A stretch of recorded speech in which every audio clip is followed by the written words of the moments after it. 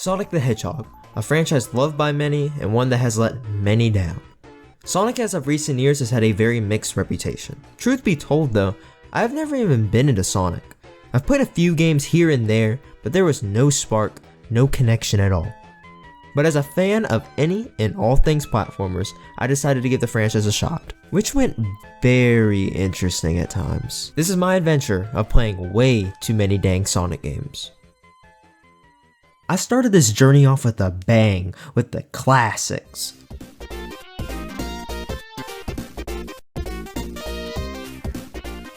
These games are awesome, from the perfect sprite work, superb level design, a soundtrack that absolutely slaps, tight controls, adrenaline pumping speed, all of it just flows together to make such an amazing experience for any fan of platformers. Sonic 1 is a challenging introduction to the icon, and cemented Sonic as a contender to Mario, at least back in the day. Sonic 2 took the foundation of the first game and improved every single aspect of it. You thought Sonic 1 was too slow? Well, here's a spin dash and levels that shoot you at 1,000,000 miles an hour. Want a reward for all those useless Chaos Emeralds you collected? Boom, Super Sonic. You hated Scrap Brain Zone? Well, here's a level that's even worse. Wait, that's not a good thing. In Sonic 3 and Knuckles? This is the quintessential Sonic game. It is, in my opinion, perfect. Now why do I say that? Well, this game has some of my favorite zones. Angel Island is like a cooler version of Green Hill, sorry y'all. Hydro City somehow managed to make a water level fun, and Ice Cap Zone is so atmospherically beautiful. And I get to snowboard as Sonic? And did you hate those absolutely terrible special stages from Sonic 2? You know, the ones where you had to go on that stupid curve thing and you couldn't tell where the rings were coming from? Well, here's an actual fun special stage. And they perfected the sprite work in this game, man. Look at how detailed these dang sprites are. They're gorgeous. And don't even let me mention how Michael Jackson worked on the soundtrack. Now, let me stop getting ahead of myself. These games are certainly not perfect. Well, maybe Sonic 3 and Knuckles. But Sonic 1 made me want to gouge my eyes out sometimes. Sonic, who is known for his speed, so why am I just sitting here on this stupid block for 20 seconds at a time in Labyrinth Zone? Why, Sonic Team, did you have to put some really stupid zone in each of these games? Whether it's Scrap Brain Zone from Sonic 1, Metropolis Zone from Sonic 2, which need I add is the only stage in that game with 3 acts and it's so trash, and Sandopolis from Sonic 3 and Knuckles is just plain awful. Now this seems like a minor complaint in the grand scheme of things. I mean, it is just one level, but considering if you lose all of your lives in Sonic 1 or 2, you have to restart the entire game if you have no continues. So just a little fair warning, this annoyed the mess out of me when I was playing Scrap Brain Zone. Although Sonic did not really stay 2D for long, and made its first real foray, no, I am not counting Sonic 3D Blast, but the Sonic Adventure franchise.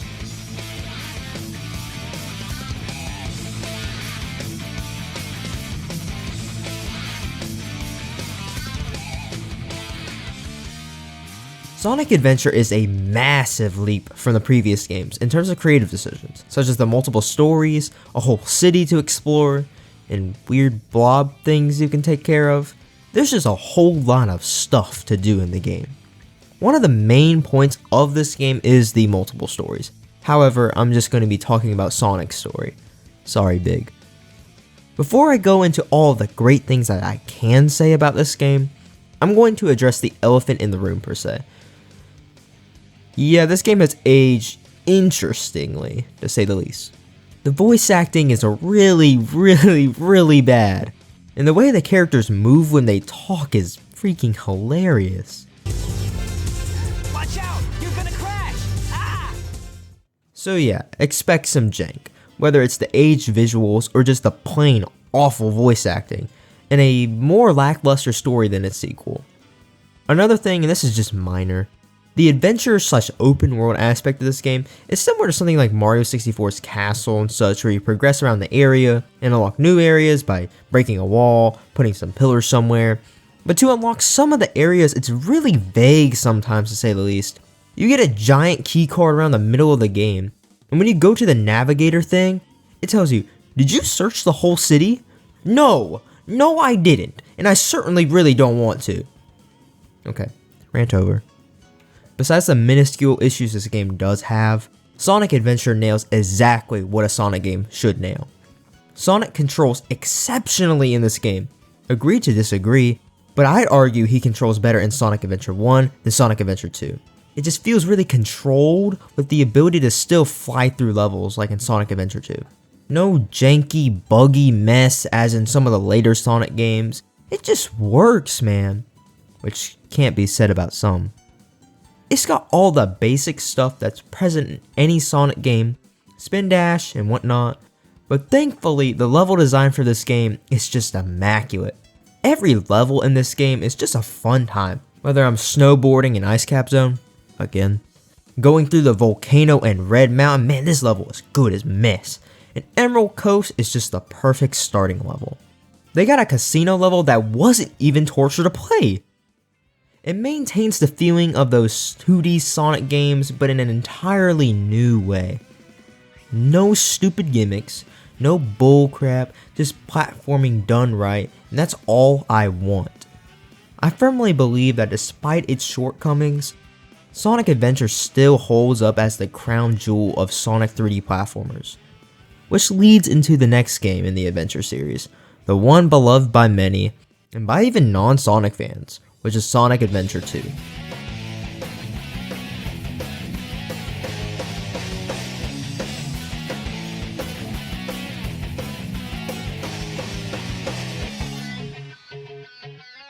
Sonic Adventure 2. Now, when I first played through the hero story, I was really harsh to this game. I was like, this game sucks, this junk is not as good as I was expecting. But my opinion has softened on this game tremendously. I really like this game now. But that's not to say it doesn't have its issues, because it certainly does, but I'll get into that more later. Sonic Adventure 2 surprisingly has like no connection to Sonic Adventure 1, but we follow the same type of deal as the first entry, but instead this time we just have the hero side and the dark side, which is the introduction of Shadow the Hedgehog. So yeah, no multiple stories this time. This game wildly improved the visuals of Sonic Adventure 1, and the voice acting isn't actually that bad. Another aspect that was greatly improved was the story. Now, it's not great, but it's there and I think it's really funny. So I'll give a brief little run through of the story. Sonic becomes a wanted criminal for some reason and gets arrested. He breaks out, fights Shadow the Hedgehog, a lab-created super entity called the Ultimate Life Form. Eggman blows up half the freaking moon. Then Sonic goes to Egypt, but it turns out the pyramids have had rockets underneath them this entire time, and they are actually a launch pad to freaking space. Sonic goes to space to defeat Eggman. Sonic and Shadow fight, and then Shadow goes off to be emo, but then he suddenly remembers his backstory, and then decides to team up with Sonic and friends. Sonic and Shadow go super in this really cool scene with Live and Learn in the background, and they fight the Ultimate Life Form prototype, which is this weird lizard thing. But still, the Ark, that giant space colony thing, is crashing into Earth, and Shadow has to sacrifice his life to save the planet. If that sounds goofy, that's because it is. I mean, it's Sonic. Come on now. But I do appreciate the effort to have a story, even if it was really goofy. Sonic Adventure 2 confused me in some aspects though. So you know that feature in Sonic Adventure 1 where you could pick your story? Well, that's gone now. So if you didn't like the Knuckles or Tails story, now you have to play them. Trust me, I was not happy at first. Before I start ranting and complaining so much, let me talk about the Sonic and Shadow stages. These are amazing, and the level design is good as mess. Sonic controls really good in this game, although I prefer how it felt more in Sonic Adventure 1, but that's just my own personal preference. This game introduced stages like City Escape, an absolute classic, Meadow Harbor, a really fun stage, Green Forest, and White Jungle, a really good Shadow stage. There's some real quality here, but I feel like it's weighed down a bit by the Knuckles and the Tails stages and their counterparts. Knuckles / Rouge stages are like those find the hidden object games your grandma plays. You have a little radar thing that tells you if you're near one of the pieces of the Chaos Emerald, and all you can really go by are these TV screens that give you hints where they are. Now these hints can either be relatively obvious, or extremely vague. Something like, check the room with the blue flame. Which room? How in the world am I supposed to know where that's at? See, I didn't mind the previous Knuckle stages, and Pumpkin Hill was actually kind of fun. But what pushed me over the edge was Death Chamber. Man, Death Chamber. From its confusing layout to hidden rooms behind pictures to again the super vague explanations, this is arguably the worst level in the game. I just could not stand it, and by the time I finished it, I never wanted to touch another stage like this ever again. Tails stages, however, I feel like are worse than the Knuckle stages overall. When you play as Tails, the game pretty much devolves into go into this room, shoot all these guys, then go to the next room. It's really boring sometimes, and sure there is some fun to be had, but most of the time I was just bored playing these. Although the level design can be kinda cool, I just was not a big fan of these stages, whether it's Tails or Knuckles. And don't even get me started on the driving levels. These seem like they would be cool as a kid, but I just don't like the gimmick levels. I have my issues with Sonic Adventure 2, but the highs of this game cannot be underestimated. Sonic Adventure 2 has some of the highest peaks in the entire franchise, and that makes up for any disappointment I have with this game. Sonic stages and Shadow stages are super fun, the soundtrack is amazing, the story is actually tolerable and I had a fun time with it, and the game just feels nice to play. I've had a great time with this franchise and I feel like I missed out on a lot. The Sonic franchise is a great time for anyone who just loves video games. So if you haven't given the franchise a shot because of its reputation, give it a shot. These games are awesome and are still worth your time even today.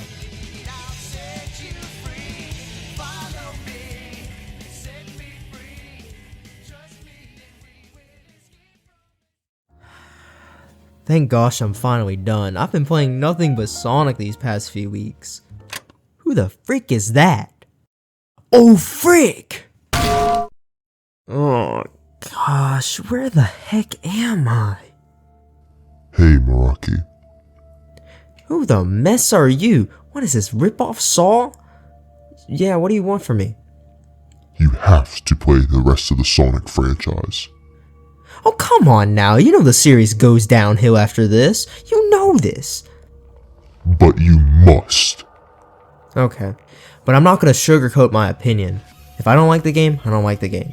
Also, can you fetch me a controller? I can't move in this freaking chair. Thank you.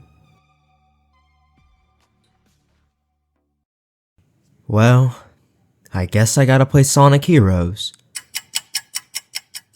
Holy crap, I hate this game.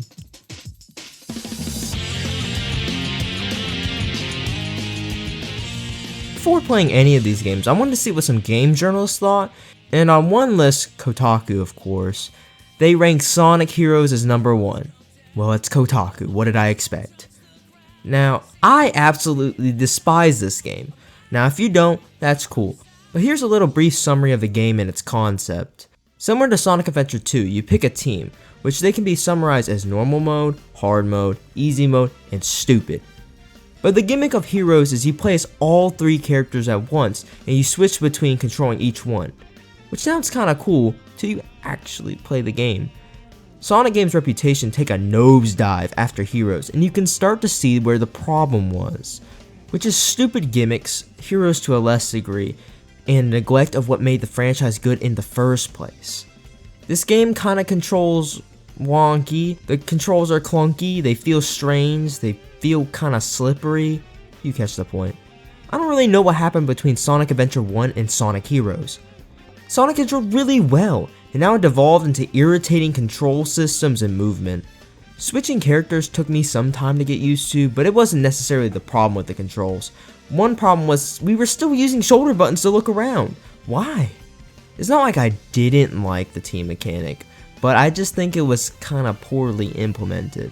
I just wish there was more variety in paths, like you can use Tails to go up here to this totally different part of the level with a shortcut to cut down on time. There was something similar to that, but it wasn't like what I wanted.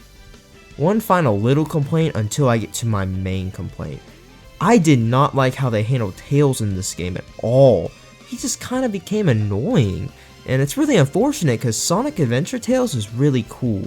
Like when he went to go fight freaking Eggman, I don't even think Tails would do that anymore now. Okay, my main complaint. I absolutely hate the level design in Sonic Heroes. The levels range from okay to really, really bad. The first 4 stages weren't terrible, and I definitely had some fun. But the main problem came when I started Casino Park and Bingo Highway. These levels just infuriate every fiber of my being. Sonic loves its casino levels, but this is its biggest blunder possible. The pinball parts are just horrible. They don't work, and I just don't get them. And I found myself trying to get out of them more so than trying to do them. These levels are also just too long, which seems to be a trend with all Sonic Hero levels. If you're one of those trying to get all of the A ranks, I am so sorry. Another level I had a significant problem with is Rail Canyon. I know a lot of people adore this stage, but I'm sorry, I don't know if the Sonic community brainwashed them or something, but in my opinion, I don't like how this level is designed. It's not Bingo Highway horrible, but it's pretty bad. The rail grinding mechanic in this game is just not good at all, especially compared to Sonic Adventure 1 or 2, and this level is all rail grinding. To keep up speed, you have to keep spamming the A button, which isn't bad, but what is the main problem is switching rails, cause you just can't switch. Later Sonic games fix this, but this game you can just slip off, fall, and die. And sometimes you just land on it, but the game forgot, and then you just fall off again. Bullet Station has light rails that change when you hit this panel thing, and you can easily slide off if you're just going too fast. Although Bullet Station is a bit better than Rail Canyon. Lost Jungle, sometimes the camera just would not work in that level. Also, I didn't like the swinging mechanics, especially that part with the dang like big old crocodile alligator and such. Mystic Mansion can just stay over there. I did not like that stage. And Final Fortress was just way too dang long. This game suffers heavily from its game design, which impeded any enjoyment that I could have had for Sonic Heroes. Because it's a platformer, level design is like one of the most important aspects. And unfortunately, it didn't get any better, because you know what's up next. You knew this was coming. The most notorious game in the entire Sonic franchise, and one of the most notorious games of all time. Unfortunately, I played Sonic 06. There's not much to say about this game, honestly. It's just terrible and unfinished. Although this game is horrible, it is an unfortunate victim of really bad corporate decisions in rushing. They left the expected grand 15th anniversary project as nothing more than a buggy mess and a laughing stock. I'm definitely not sympathizing though. This feels like a slap in the face to anyone who even remotely enjoys Sonic. And to call this game a reboot of a beloved franchise is an insult. The story is laughably bad and made me visibly cringe sometimes. Sonic and Elise scenes are just plain awful. The introduction of Silver the Hedgehog and all this nonsensical talk about the Iblis trigger and whatever the frick, it's just a lot of talk and no substance. Even when there is substance, it's not even worthwhile to listen to. Look, I get it, it's a kid's game, but can I at least ask for a tolerable story? We just had one with Sonic Adventure 2. I would say the level design for this game is actually good, but it's just implemented in a terrible game. In my opinion, the only level that's a standout is Kingdom Valley, which came back in later Sonic games. But that also has a slog because of freaking Silver's part. Wave Ocean is kinda just Emerald Coast. In Crisis City, cool level, but just plain annoying in this game. Sonic 06 has these running parts called super speed stages, which are already not fun as is in my opinion. Now slap a crappy camera and a bunch of crap that can make you fly off the stage, and that's Crisis City. Perhaps the thing that Sonic 06 is remembered for the most is being a bug-ridden disaster. Every single gaming magazine at the time was taking a big old dump on this game, and honestly, for good reason. Sega was greedy and released a game that should have been in the oven at least for a few more months. Unfortunately, all of Sonic's good points have almost been overshadowed by its blunders. Many at this point just gave up on the franchise entirely. Sega just didn't look like they cared anymore. And again, we'll see this theme in the next game, Sonic and the Secret Rings.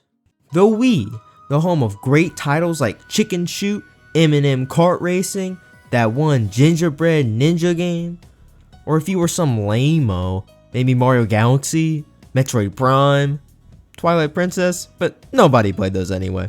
After the complete disappointment that was Sonic 06, Sega needed a new idea, and their great plan was to make a Wii motion control Sonic game. And man, what the frick was this? What happened to Sonic? Bartender, pass me another. I remember when Sonic was good. The good old Genesis games. Oh, how I long for those days. Sonic 3 and Knuckles. My love, where have you gone? I haven't had fun playing any of these games in so long. Why? Hey, wait a second. Aren't you a little too young to be here? How old are you anyways? Like 6? Oh gosh, it was just another dream and I'm still stuck in here. Well, I guess I gotta play more Sonic. Sorry about that. Okay, back on topic. This game is just not fun. Sonic and the Secret Rings is set in the Arabian Nights fairy tale story, you know, Aladdin and stuff. And Sonic and this fairy-looking girl named Shara have the task of finding the 7 world rings, which are pretty much just the Chaos Emeralds reskinned, to save the story of the Arabian Nights. Doesn't sound horrible, but it is, don't worry. The level design for this game is actually quite cool, but the game is plagued by horrible motion controls. And playing this game on the Wii is an absolute disaster and complete mind-infuriating annoyance. But you don't have to play on the Wii anymore. But the controls are still horrendous, and any level that could have been fun is weighed down by the game's mechanics that sometimes just don't work. Remember those super speed stages from Sonic 06? Well, this game is practically just that, with the ability to go backwards. So have fun, everybody. Sonic Team also decided to add a level system in this game, to make it feel like an RPG or something, which is cool in concept, but the game locks features that should have been standard behind a level wall. Sonic at the beginning of this game controls like absolute crap. And I know that some of you are saying, well, it had to be this way for the leveling system to be rewarding. I understand that, but good controls should not be a feature. To make Sonic's movement more smooth, you have to pick that specific upgrade, but this just makes it so you have to pick and choose what should already be in the game. I don't mind upgrades that just make Sonic faster, but making him control more smoothly left and right is stupid. Sonic and the Secret Rings has 8 total levels, and 1 is the tutorial, so how in the world is this game 6 to 8 hours long? Well, this game had the excellent idea of making missions the main part of each level, which range from baby mode easy to I absolutely hate this game annoying. After playing through the first mission where you just basically run through the level, which is really fun by the way, you have to go back and play through a specific portion of the level again, but instead this time you have some type of task, like collect the 5 genie eggs or something stupid like that. Normally this would be fine, but once you have to keep on playing a level you hate just to get the stupid world rings, it gets old real quick. Also, every single time you get kicked out of a stage, all you hear is playing through Sonic in this era just makes me sad. It feels like Sega just took a big dump on everything I liked about this series and dipped. Thankfully, however, things would actually begin to improve a little bit. Sonic Unleashed! Oh man, I'm about to get killed by Sonic fans for this video. Okay, so Sonic Unleashed has 2 separate versions, which are pretty much 2 different games. Pause the video if you want to read the difference. I had no way of recording the game from the version I actually wanted to play, which was the Xbox 360/PS3 version. So I had to play the Wii version, which wasn't horrible, but it skewers my opinion a bit. In Sonic Unleashed, Eggman strips the emeralds of their power and the world freaking dismantles.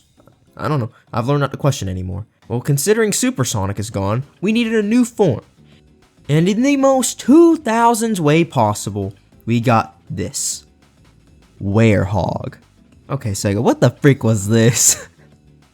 Sonic lands on Earth and discovers the most annoying creature possible, Chip, and they set out to put the entire world back together.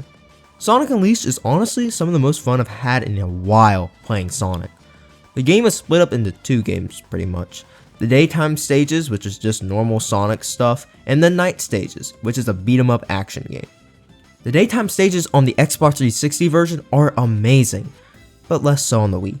Like, look at this, man, the game looks so gorgeous, especially for its time. And the night stages aren't bad on the Wii, but on the Xbox 360 version, however, they range from alright to I wanna freaking die so I don't have to play this anymore. This is where people are very divided on this game, where some believe the night stages aren't that bad, and others think they're terrible. I'm somewhere in the middle because I did not experience freaking Eggman Land like those who had to play on the Xbox 360 version had. This level is notorious for being possibly the worst Sonic level and one of the worst levels in any game ever made. It is so dang long and so much room for error. I'm happy I played on the Wii so I didn't have to deal with whatever the crap this was. With Sonic Unleashed, you can see Sonic start to get back on the right track. But again, Sega just had to put some weird gimmick in this game. It's kinda just what they do now. Now me personally, I wish they would have just split the game, where we just have a game with more daytime stages and call it something else, and have a spin-off with the Werehog and whatever the mess. Overall though, good job Sega. First game in a while that wasn't horrible. What's next? Oh gosh, another motion control Sonic game. Okay, this was actually good. I'm surprised by how much I like this one over Sonic and the Secret Rings. They play pretty similar, but thankfully, Sonic and the Black Knight fixed a lot of issues that I had with Sonic and the Secret Rings. Sonic and the Black Knight takes place in the legend of King Arthur, and Sonic is tasked with defeating this evil King Arthur and has a talking sword that was pulled from a lake called Caliburn. I really hope they don't pull some goofy plot twist where it turns out Sonic pulled Excalibur. Anyway, Sonic and the Black Knight has the same mission format as Sonic and the Secret Rings, with the renown system, which is just like a level system sorta, and you can switch sword styles and upgrade them, which I didn't know till almost the end of the game. The levels are short, sweet, and they don't overstay their welcome, which is just like this game because it's only a few hours long. I know some might be upset about that, and especially around release they probably were, but I really don't mind because I'd rather have a densely compacted game than a super shallow long game. This game was surprisingly fun, except this stupid King Arthur fight. Sonic Colors was a Wii exclusive for a good while before re-releasing again on every platform as Sonic Colors Ultimate. Hopefully it wasn't controversial. Oh gosh. Either way, I played the Wii version and it was good. But honestly, that's all I can say about it. The music was good, the level design was good. They throw you in with this really colorful, see what I did there, stage tropical resort, sweet mountains like a candy paradise, and Planet Wisp is an extremely well designed level. The new mechanic in this game was the Wisp, which are like these ghost slash spirit slash Metroid looking things that turn Sonic into like a rocket ship, spiky ball, a floating ghost. My favorite is probably the first one you unlock, the laser, because you get to zoom and bounce off walls and junk. It's super sick. I have no issues with this game. It is very solid. So you would think this is like an S tier game, right? Nah, I don't think it is. Just because I have nothing bad to say about a game doesn't make it a masterpiece. To be honest with you, I had a hard time remembering any stage in this game except Planet Wisp. One of my friends asked me about the first stage in the game, and I already forgot it. Not like this game is bad, definitely not. This game is really nice and really good, but it can just be a bit forgettable at times. After Sonic Colors, Sonic Team must have had a grand revelation, because the next game we got was Sonic Generations. Now this is how you celebrate the franchise. No, not like Sonic 06. Instead of doing something dumb, like a remake that was super rushed and almost ruined Sonic's entire reputation, they decided to bring back classic Sonic and stages everyone loved in a whole new light. Thank you, Sega. You finally had a genius moment, because this game is what I love about Sonic. Some weird portal opens up at Sonic's birthday and takes everybody with it when it closes. Sonic wakes up in this weird white world and classic Sonic's here also. And you basically just play through the levels to save Sonic's friends and stuff. You played through all these classic stages like Green Hill, it's been in almost every Sonic game anyway, Chemical Plant, Sky Sanctuary, City Escape, even a level from 06, Crisis City. Each is split into 2 acts, the classic Sonic level and the modern Sonic level. They provide a good contrast between each other and show how far Sonic has come over the years. I adore the stages in this game. I love playing through the modern levels as classic Sonic, it's really cool. Although I felt like the first half of this game was better than the latter half of this game. Some of the classic stages were just kind of okay. They were still cool, but it was starting to wear off its effect by the time I got to Crisis City. Also, Planet Wisp in this game kinda sucks. It's nowhere near as good as the Colors version, and these games only came out about a year from each other. It was cool kinda seeing Wisp again, but Act 1 was just not fun. The ending for this game, spoilers because Sonic X Shadow Generations just came out, was really cool. I just have a soft spot for anything cool with Super Sonic, and just a duo fight with classic and modern Sonic in super form, man, it was just perfect fan service. Sonic Generations is the game for Sonic fans, and Shadow Generations just came out. I've only played a bit of it, but it seems like a must-have game. Well, the video is almost over, and I feel like I need to end this on a good note. So let's play Sonic Mania.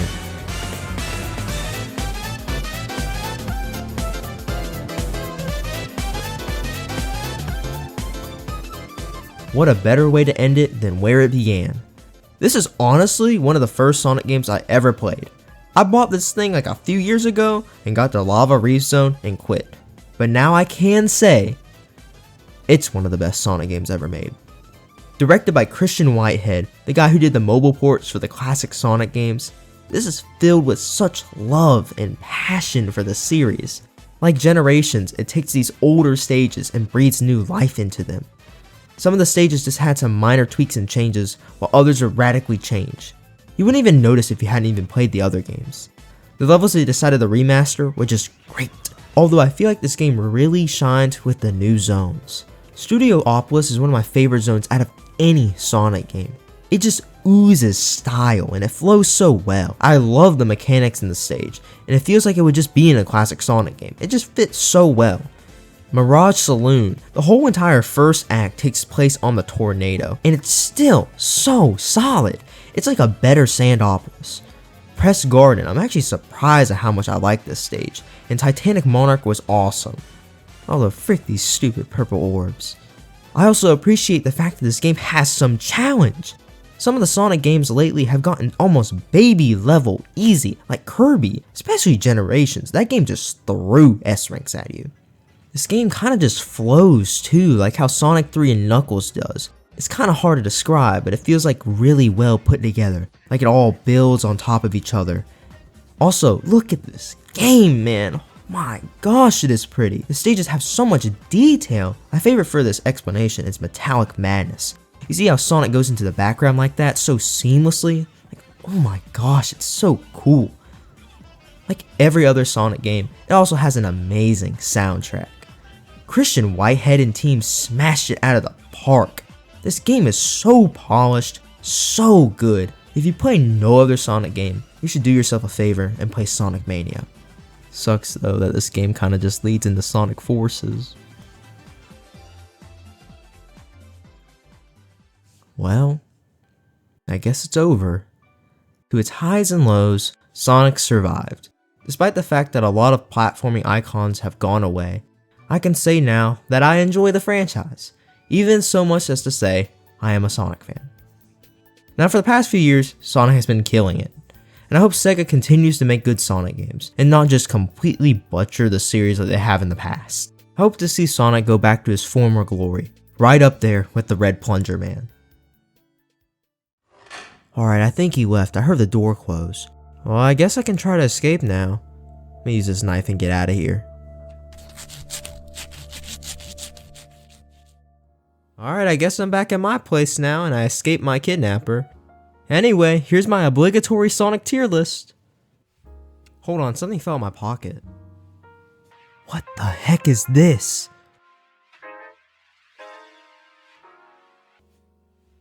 Genuinely though, thank you for watching. I hope y'all have a great day. God bless.